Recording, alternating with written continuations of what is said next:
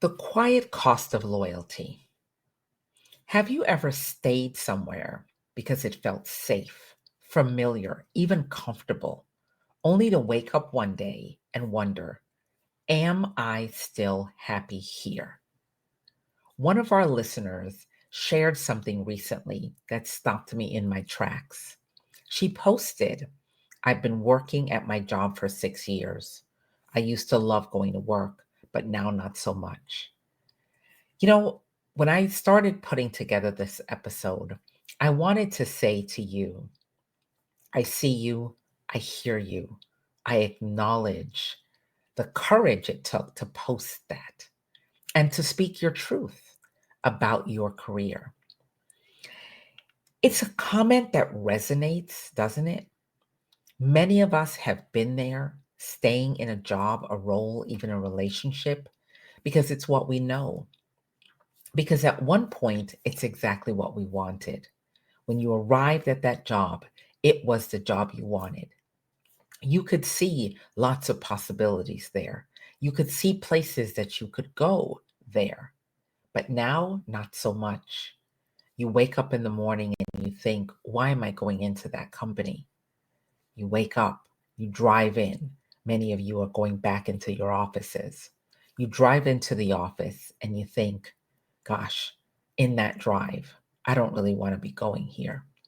You sit in the parking lot and you contemplate and you find the courage and the energy to walk in that door. And you know that you hate it. If you're working remotely, you sit at home and you're doing that task, you're doing that job. It doesn't inspire you, it doesn't motivate you, it doesn't help you to feel fulfilled. You don't find a purpose in the work that you're doing. What happens when we are no longer inspired by the work we're doing? Does that mean it's draining us? Often, yes. What happens when loyalty becomes a quiet barrier to our growth? What happens when we think about career change? Usually it's fear. What happens if I make a mistake? What happens if I try to leave this job and I can't find something else? What happens if where I go is just as bad as where I am right now? Change is scary, right? It's hard. It's the thing that makes us go, oh my gosh, do I really want to do this? Today, we're going to dive in to the quiet cost of loyalty and the toll that it takes on you and the toll it takes when we stay too long out of fear. Together, we'll explore how to know when loyalty is keeping you stuck, why fear of leaving is so powerful that it stops you from making any decision about your career. And most importantly, how to evaluate when it's time to move on your terms, not on theirs. By the end of this episode, you'll have tools to answer the critical question, are you staying out of loyalty or fear? That is the critical question. Are you staying out of loyalty or fear? That is what we're going to answer today. Stables. I met Whitney, Rockefeller, and Brown, and they... Welcome to What's Your Possible. My name is Margaret Spence, and I'm your host. What's Your Possible is about reskilling women for tomorrow. It's a podcast for people in their career, often in mid-career, and ready to disrupt the status quo, to close the skills gap and reset their career. Why is this podcast different? Why is it not like a regular podcast? Here's what's driving me to ask you the question every week. What's your possible? It's the skills gap that women are experiencing. In the rapid AI development and rapid change of AI, women stand at the intersection of disruption. 62% of the jobs occupied by women will be disrupted by AI. 71% of AI skilled workers are men, meaning they already have the skills to do an AI driven job. Only 29% of women have that skill. a 42 percentage point gender gap. Where did I get this data? The World Economic Forum and a recent report by Randstad. So the question, what's your possible, has taken on new meaning. We have to, as women, not just see our possibility now, but we have to see our possibility for the future. In a world where standing still means getting left behind, we cannot afford to be left behind. So, for those of you who've never joined before, welcome. For those of you who are continuing to listen to our episodes of What's Your Possible, thank you for your continued support. If you have not gone to our YouTube channel, please go there, right here where you're watching this video, and like our channel, subscribe, and tell a friend. Tell someone about our channel. So, a little bit about me. I'm the author of Leadership Self-Transformation. It's the 52 career-defining questions that every high-achieving woman must answer. And I'll show you a cover of the book, Leadership Self-Transformation. And this is my copy that I've dog-eared. I've got tags on it and everything. And today we're going to actually read one of the chapters from the book as we talk about this particular subject, the quiet cost of loyalty. I want to challenge you to pivot boldly, to redefine your goals, and take charge of your future. This moment, right now, in 2025, is not business as usual. It's a wake-up call for all of us. It's a wake-up call for all of us who are diverse. It's a wake-up call for women. AI disruption is reshaping industries, and the need to adapt is even greater. We cannot be fearful in our conversation. We cannot be fearful in what we do. We need actionable strategies around our careers and how we transition not only where we are now, but where we want to go. Don't let the future pass you by while you're sitting here saying, I should be doing something different with my career. So today, let's talk about loyalty. Loyalty. Are you loyal? Too loyal? The question is, what is loyalty costing you right now? Does that resonate with you? Think of it in this moment. Are you too loyal to the organization and less loyal to yourself? Let me give you an example, just a broad example. Let's say you're in an organization and you're trying to grow or move up in your career and you keep applying for roles and nobody's giving them to you. Or you're not getting the actual development that you need and the reskilling for the future of the organization, that you're sitting in the same role. Let me talk to those of you who have been in your role for years, 5 years, 10 years, 15 years. You're sitting in the same position. You've not moved, you've not advanced. And you've sort of given up hope on what you can or cannot do for your future. I'm talking directly to you in this episode today. We cannot sit for another 5 or 10 years or say, I'm going to sit here in this role for 40 years and then I'm going to retire. That opportunity and option is not available for us. We have to be bolder in our taking charge of our careers. We have to be bolder in what we do. You know, the quiet realization is that something has shifted, right? HR is implementing AI left, right, and center. But they're not necessarily talking to you about how AI is going to affect your individual role and how it's going to affect your future in the organization. They themselves don't even know how AI is going to affect you and your role, but you can already see how it's going to affect you. Let me give you an example. I have cable, like everyone else, and internet. And 2 weeks ago, I was here and the internet went out. We had a rainstorm and the internet went out. And I was stuck. So I waited a couple hours. We still didn't get internet back. I decided I would pick up the phone and I would call Xfinity, my carrier. And when I called, I got a robot Complete robot. The robot said to me, "Hi, Margaret. I'm diagnosing. You're calling about your internet. Why are you calling? Calling about the internet? I'm diagnosing it. You have internet coming into your home. Really? No, I don't. I don't have any internet coming into my home. There's no internet coming into my home right now."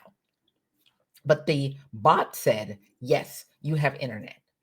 It said, "On our end, we have no problems. So the problem is in your house." And it asked me, "Would you like anything else?" And I said, "I want to know how to fix it." And it said, "The problem is in your house." And the bot hung up on me. Goodbye. The problem is on your end. The bot was right. My router had gone out. So the modem was working and the connection to the house was working, but what got it through to the rest of the house was not working. That was on me.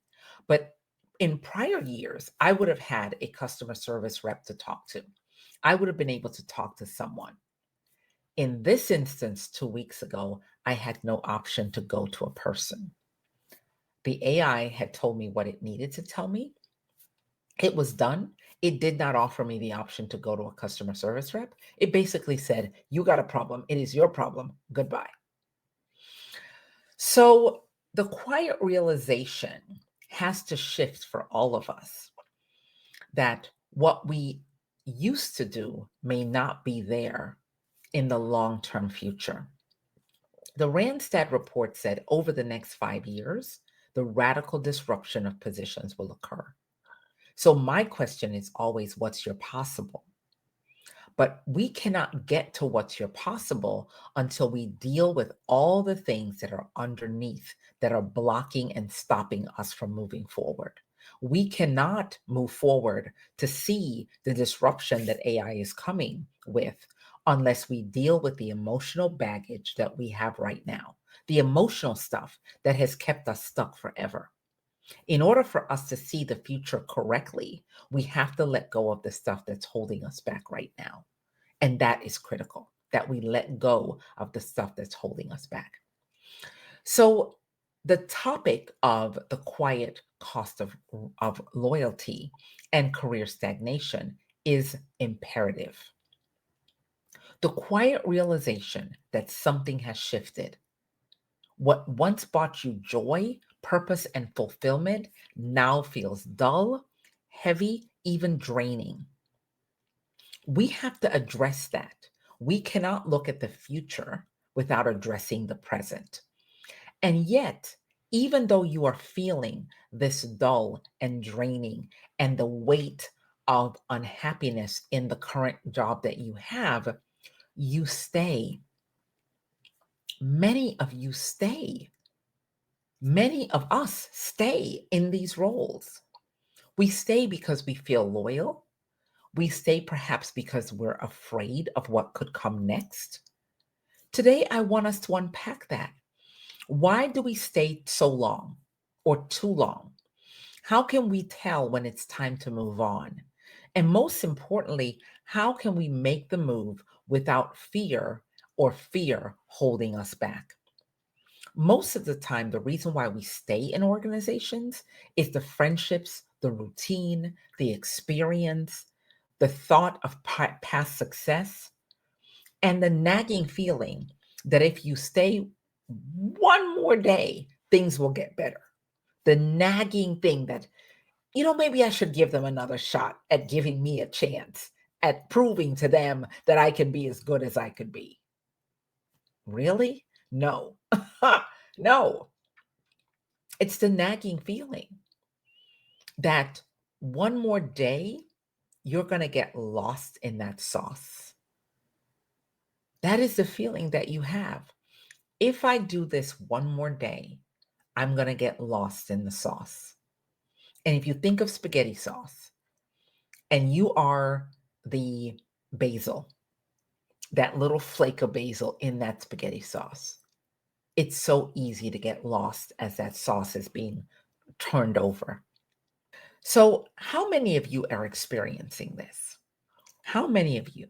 Leave a comment. Tell me if you're experiencing what I'm describing. Tell me if you're experiencing it and how you're experiencing it.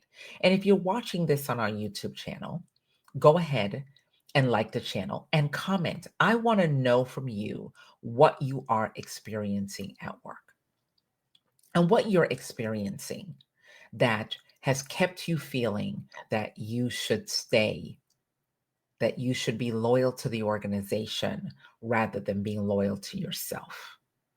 So let's keep going. Loyalty is such a beautiful word, isn't it? It's a beautiful word. I can be loyal. And loyalty means that I'm going to show up every day and do what you've asked me to do. I'm going to pour into this job because I need this job. It's my paycheck. But if you stay beyond your half life, and if you don't grow, and if you don't advance, let me speak to you, women, specifically. If you stay in the same role over year, and you are not advancing financially, and you are not advancing purposefully, and you are not advancing by position and role, you are doing yourself a long term disadvantage. Your male counterparts will come into the organization. Your male counterparts will come into the organization. They will be underqualified, meaning they are not as qualified as you are. But they will look around. They will peg their little eyes on a position that they want. They will scratch and claw and move the mountain to get that job because they know that that position is going to give them a 20 or 30 or 40% pay increase. And they will get into that role. They will institutionalize their experience. They will network. They will claw. They will scratch. They will stab you in your back. They will steal your work and they will move again. So while you're sitting there being loyal to the organization and twisting your hands with loyalty, your male counterparts are coming in the door and they are jumping leaps and bounds over every woman that is still sitting in the desk being loyal. See, they will be immediately seen for potential, future potential. And you, as a woman of color, you will have to prove that you have potential, even though you are the one who is training the person who is stepping over you and going on to the next role. You are the one training them. You are the one who is giving them the skills that they have, and then they step over you and go on to another role. But we stay and we clutch our pearls and we stay because we're loyal. And we know that if we work harder, they're going to see us. If we work harder, they will not see us. They will say, Margaret is the workhorse. She works hard. They will never see you for the potential that you have, that your ability to grow, that your ability to move. They will never see you for that. What they will see you for is the ability to get the job done at the speed of light, and they will forever overlook you for advancement. Because guess what? Let me give you the little dirty secret about managers. Managers don't want to spend the energy or the time to train a new person. So they would rather keep you stuck in that role, doing that job, rather than admitting that they do not have the skill set to train your replacement. So rather than giving you the empowerment that you need to move forward, the inadequate manager or under-resourced manager will be too scared of you leaving. So they will make you feel great in the current role because they have no skill set to replace you. And they honestly do not have the time to replace you. So rather than empowering you to move, they will help you feel more loyal in staying with them and falling in love with that manager and doing yourself a disservice because you've fallen in love with the manager. I love my manager so much, right? I love my manager so much. You can count on me. I'm going to be here because I love you, manager. But that manager doesn't love you back. That manager is only concerned about one thing. You are loyal. And it is a double-edged sword, right? What happens when the organization or the role you're committed to no longer aligns with the person you are becoming? Do you then say, I'm really loyal to my manager and I can't move from this role? I'm loyal to my manager, I'm loyal to the organization. Really, what you are is not loyal to the organization, you're loyal to the manager. You like your team, you like your manager. And because you like your team and your manager, you don't have any reason to think I should move on. But maybe your manager is looking for a new job and they're about to go out the door and you're about to get a new manager. And because you have not democratized your experience, you have not institutionalized your value, you have shown your loyalty, you will be sitting in that job. They won't even consider you for the replacement of your manager when they leave because you are the workhorse. Think about it. Loyalty should be a two-way street. It works when both you and the organization benefit from the relationship. Both of you benefit. But when it becomes one-sided, when your growth stalls and your happiness diminishes, that's when loyalty can be a cost. It can quietly start to cost you more than it gives. So, this episode is a shaking free of loyalty. It's a shaking free. So, having said that story, if it resonates, again, comment, like, share, right? So, the question I want to ask you is, how do you know when it's time to move on? How do you know? What's the sign in your body, in your person, that you're no longer growing? So let me give you the signs. The first one is you're no longer valued. Maybe you've mastered everything in the role. There's no room for advancement. There's no new challenges. You can do the job with your eyes closed. There's no motivation, nothing. You're just working. You show up every day, you do the job. You're happy. That's it. You get a paycheck. No thrill, right? You have no challenge. You feel undervalued. Recognition and appreciation doesn't matter. If your contributions go unnoticed, it's a sign that the environment may not support your growth. Your values have shifted. Sometimes the things that were important to you when you started, like stability or prestige, no longer feel aligned with where you are right now. Maybe that's what is making you think differently. And here's the big one: fear. Fear of change, fear of disappointing others, fear of stepping into the unknown. The fear can trick us into staying longer than we should. Fear. But here's something that I want to challenge you around. And I'm going to pull from my book, Leadership Self Transformation. And I'm going to read a chapter. The chapter is, Are You Stuck in Complacency and Mediocrity? It's bold. I recently had a discussion with a friend who described their work as meaningless, as a thought, meaningless. And I thought, wow, how do you do meaningless work? As I listened to her complaints, I asked, when did you decide to live in complacency and rise to mediocrity? There's a gasp at the other end of the phone. She realized that her job wasn't meaningless. She had become mediocre. Often, we make agreements with ourselves to show up only at 50% or 40% or 30%. But really, who are we hurting? If you've been given a gift and you only unwrap half of it, that has little to do with your boss, but it has a lot to do with you. Society has grown accustomed to rewarding mediocrity, mediocre people, and allowing individuals to be complacent about their lives and their careers. But if you allow years to go by while you show up with less than your true abilities, then you are setting yourself up for regret. The question is, if you stay, what will you regret? That is the question. If you stay, what will you regret?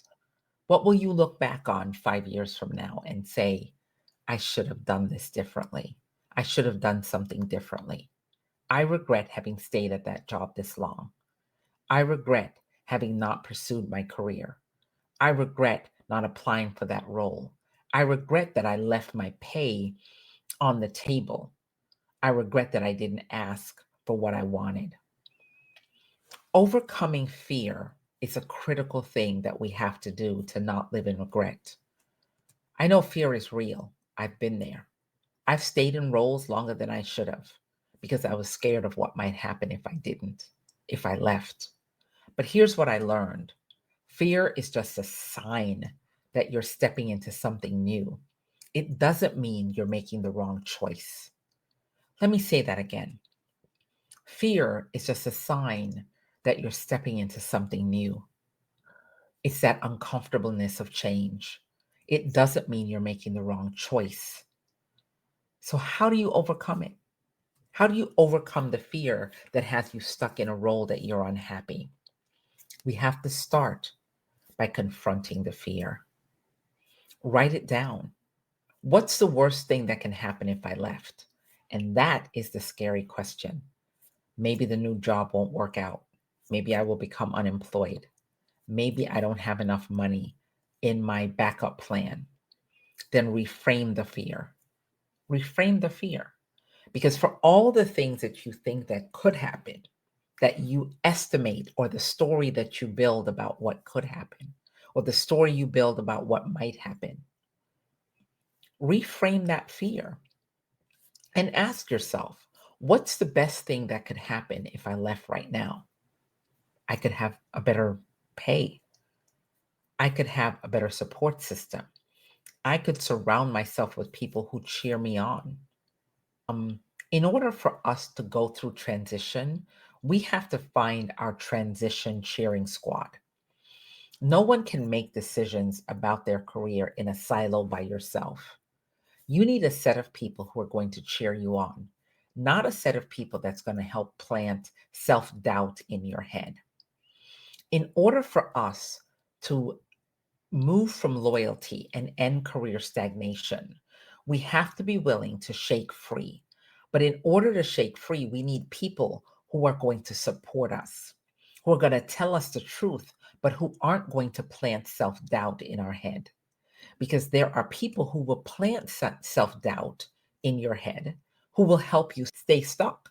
They'll help you stay stuck. They will help you stay stuck because they themselves have fear of leaving the roles that they are in. So rather than saying to you, you can do this, they'll say, well, what happens if you fail? What happens if the new job lets you go? What happens? What happens? What happens? What if, what if, what if, what if, what if?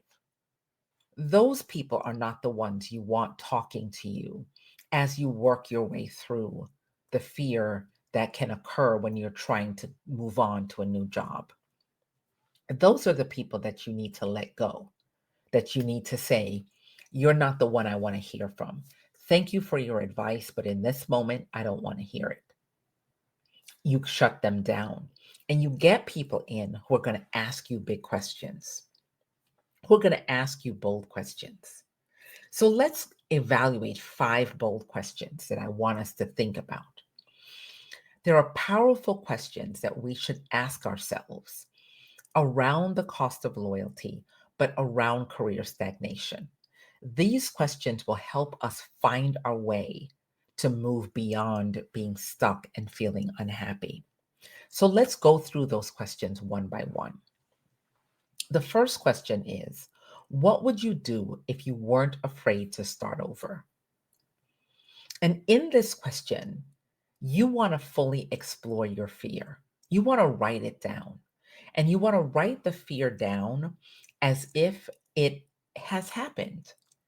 Because here's what happens to us. We write the fear down and then we build a story. The story hasn't really happened. The fear is what's happened. So when we write it down and we say, well, I'm afraid the new job will not be what I want, that fear is not a reality fear.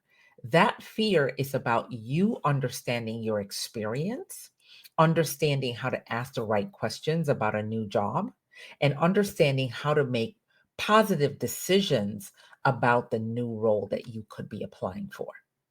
That fear is not a fear grounded in any kind of reality. That fear is you're saying, I don't really know how to interview and I don't know how to make a decision, a prudent or a good decision about my own future. So the fear is, I'm afraid to start over. No, that's not a fear. The real issue is you don't have the skill set to make prudent decisions about your future. That is what we're dealing with. That is the problem. That is the real problem, right? It's not what you think is the problem. The problem is the underlying. Question number 2 is, are you staying because it's safe or because it's where you are meant to grow? See, comfort zones are cages that keep you from reaching your full potential. This podcast is called What's Your Possible? Not what's possible, not what could I do. The question is, what's your possible? Can you see your possibilities in the current role you're in? And if you cannot see your possibilities in the current role you're in, what do you need to do to be able to see your possibilities? Now, here's what I want to level set with everyone. Coming out of your comfort zone doesn't mean that you need to leave the organization you're in. Coming out of your comfort zone means you need to raise your hand and ask for something else. It means you need to raise your hand and demonstrate what you want. It doesn't mean that you're going to put a resume together and quit your job and move on to something else. That may not be an option. What might be an option is finding another role in the organization you're with right now so that you can advance from there. That's what it is, right? The comfort zone is a cage that keeps us from reaching our full potential.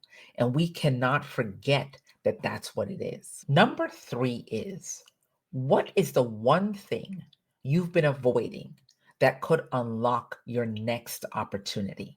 What are you avoiding? Are you avoiding raising your hands for opportunity? Are you avoiding having a discussion with someone about your next opportunity? Are you afraid of putting yourself out there? What is that thing that is making you feel uncomfortable, that is beneath your uncomfortableness, that is your hidden possibility? Can you get uncomfortable to find what's possible for you? Is the question. The next one, number 4. How would your career change if you believed you deserved more? Let me pause because this is a big one. I'm going to let the air sit for a second right now for all of you to think about this question. How would your career change if you believed you deserve more? How would it change? What would be different? See, self-worth and how you believe in yourself can drive transformational decisions. If you do not believe in yourself, you cannot transform your decisions. You have to first believe in yourself. No one can take you where you want to go if you do not believe in yourself first. So the 5th question is, what is the cost of staying where you are for another year? What is the cost of staying where you are for another year? When we examine hidden opportunities and we stay in situations that don't serve our growth, we are actually setting ourselves back another year and another year and another year. We're setting ourselves back. So what I want to talk about now as we keep going, and again, if you love this episode, if you like this episode, follow it on your favorite podcast app. Listen to our videos and our short clips that we make from this main video on YouTube. Share our channel with your friends and family and another woman who needs to hear this. And if you are struggling through your career, feel free to pick up Leadership Self-Transformation, the 52 career-defining questions every high-achieving woman must answer. There are 52 bold questions There is an I am poem that you build about your I am. And there are processes inside of the book to help you move. So let's talk now about a transition plan. A transition plan. How do you move on with intention and clarity? You can transition internally or you can transition externally. The first thing that you have to do is evaluate your current situation. Make a list of what's working and what's not working. Research your options. What roles, industry, or opportunities excite you? What things excite you within your organization and outside of your organization? How do you build a network that can empower you, right? How do you build a network that can empower you? You start by reaching out to mentors, to peers, even recruiters to explore possibilities. You look on LinkedIn, you look on Indeed, you look at places, you look at your own company, look at job postings that are posted in your own company. Ask questions. What does it take to get that role? What do I need to do? What skill sets do I need to have?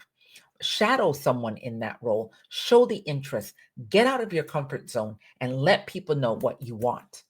The question that I asked, the first question in my book, is what do you want and why don't you have it now? It's not two questions, it's one question. What do you want is the beginning of the question. Getting clear about what you want is the beginning of the question. The second half of the question is why don't you have it now? It is not your organization, the answer. It is not your boss, the answer. It is not anything. It is you. The question is, what do you want and why don't you have it now? And if you can answer that as one question, not as two. So I could say, what do I want? I want more people listening to my YouTube channel. Why don't I have it now? We're a new channel on YouTube. That's my why I don't have it now. Very simple. This is not hard, right? So the question is, what do you want and why don't you have it now? Remember, leaving doesn't mean you're abandoning loyalty. It means you're being loyal to your own growth, to your own well being, to you. Starting in February, we're going to run an open access career lab for women on Saturdays. It'll be live on YouTube. We're going to run it between 2 and 3 p.m. on Saturdays for about 6 or 7 weeks. And I want to make sure that you join that. Starting on Saturdays in February, we're going to do it live on YouTube. And we hope that you'll join us. We'll send some information out. We'll post it here on our YouTube channel in our communities page. And you can come to our website and you will find out information there. So as we wrap up, let's recap. The 5 questions to evaluate if you're stagnating at work. Let's go through them pretty quickly. What would you do if you weren't afraid to start over? Is the first question.